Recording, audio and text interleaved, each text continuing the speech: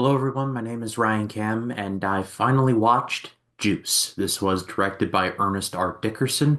I've already covered one of his movies on this channel, Tales from the Crypt Demon Knight, and the movie starred Omar Epps and Tupac Shakur, among others. It tells the story of a group of friends, two of whom are named Q, played by Epps, and Bishop, played by Tupac. They're high schoolers, they have pretty big pretty big problems, especially living in Harlem in about the early to mid 90s.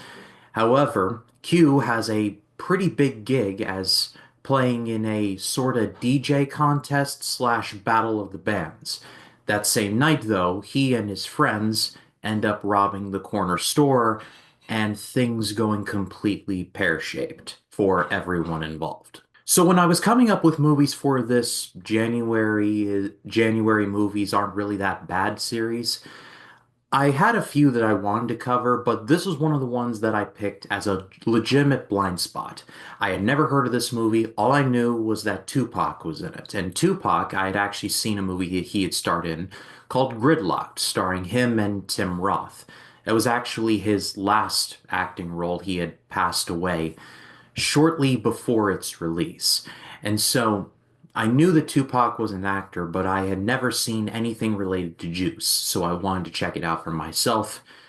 And this movie blew me away. It's not perfect. I do have a couple nits to pick with it, but on the grand scheme, this movie is pretty I'm kind of shocked that it's not talked about more. Biggest compliment that I can give to this movie is that I was so invested in everything going on, with one small thing that I'll get to in a second. The four friends, I loved all of them for different reasons, but the two main ones are Q and Bishop, and they're both great. Omar Epps plays Q, and I covered one of his movies for the 99 Project called In Too Deep, and he does a great job here. Q's character is not really wanting to go down a life of crime or anything of that nature. He wants to try and better himself, and he sees DJing as his way out of it. And the movie does a good job of showing that he is legitimately really good, and in a better world, he could have gotten out that way, but this is not the type of movie that we're dealing with. Pac was the best part of the movie, though, and I was kind of shocked at how good he was. In my research, I found out that they wanted a rapper named Money B to play the role, and Tupac accompanied him to the audition. But instead, Dickerson and the casting agent had Tupac read the part. They gave him 15 minutes to rehearse, and after that one 15-minute period in that audition, he got the role.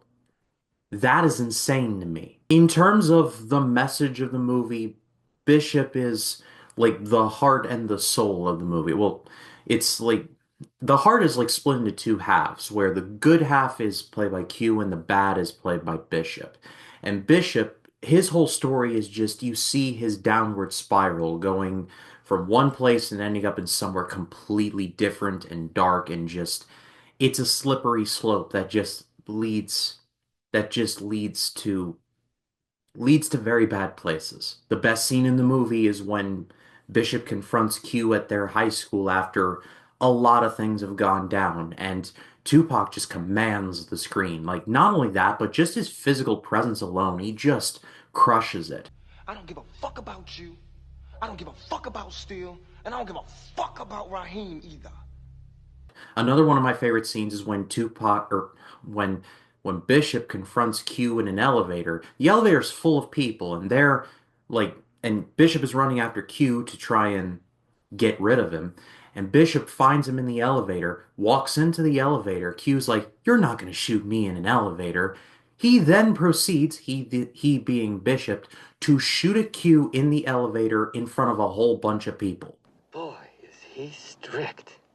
The movie kind of reminded me of The Outsiders, not just the book, but the movie that was made in 83, in that it's about these kids who are of are of good nature and want to do better, but they're just in situations where they just have to lose. They're in must-lose situations. And I'm not directly comparing The Outsiders to Juice. I'm just saying that there's a lot of influence between the former and the latter. One thing that I didn't care for in the movie was that there's a romantic subplot between Q and this older woman who is heavily implied that she's like in her late 20s, early 30s, and he's supposed to be a high schooler. Tug on collar. And I could be looking too deep into it.